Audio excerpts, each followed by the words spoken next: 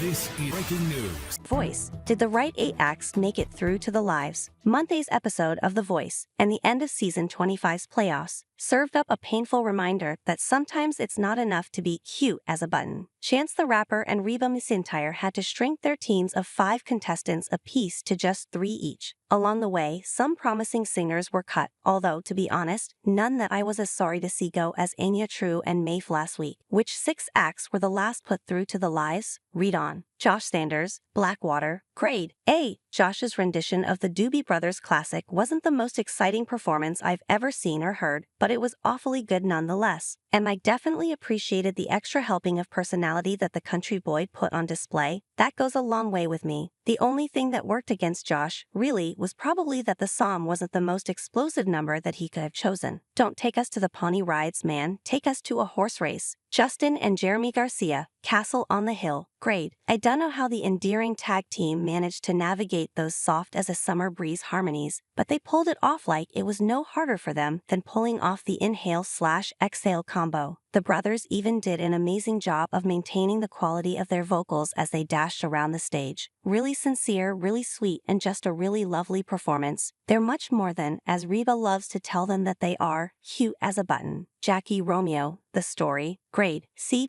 Damn, after knocking it out of the park last week and getting stolen by Reba, I had high hopes for Jackie. Alas, her take on Brandi Carlisle's ballad was impassioned, for sure, but shaky as hell. The more Jackie got to belt, the more comfortable she seemed to get. But the overall impression that this performance gave was that the pieces might have all been there, they just didn't quite fit together. Reba disagreed, but as you'll read below, not that strongly. Rodgers, all I know so far, grade A+.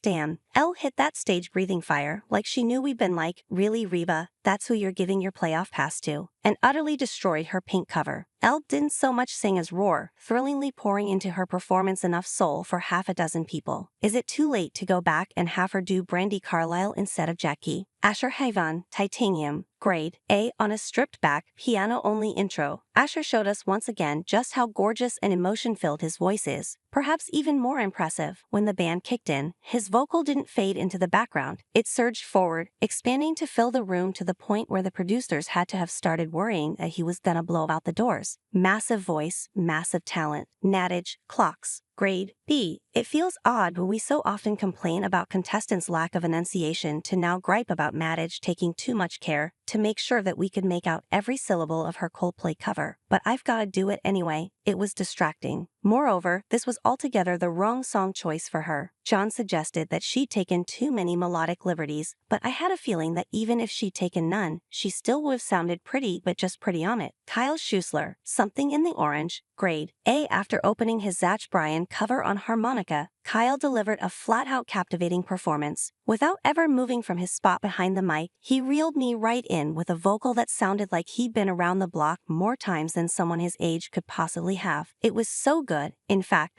that I have added this number to a Spotify playlist if The Voice still released its singers' numbers. Serenity Arce, Lose You to Love Me, grade A+. Excellent song choice. On Selena Gomez's ballad, Serenity absolutely soared. Not only was her vocal damn close to perfect, powerful, passionate, ear-popping, but the performance that she gave was just incredibly in the moment. Her gestures and facial expressions were so spot-on, so evocative that even if you'd been watching with the sound off, you would have known exactly how she was feeling. Of course, if you'd been watching it with the sound off, you wouldn't have missed a haluva number. Final 5 for sure. RLETTO, Holy, grade B+. Although the self-proclaimed pop oddball of Teen Chance was undermined by a kinda dull song selection by J Biebs and his own coach, it hardly mattered. The moment that the spotlight landed on him, he reminded us that he doesn't just look like a superstar. He sounds like one too. When you're that strong, I figured, it doesn't make a difference whether your number has given you 1 or 100 opportunities to really show off. Although Chance did note that he'd wished RLETTO had shown off more of his range.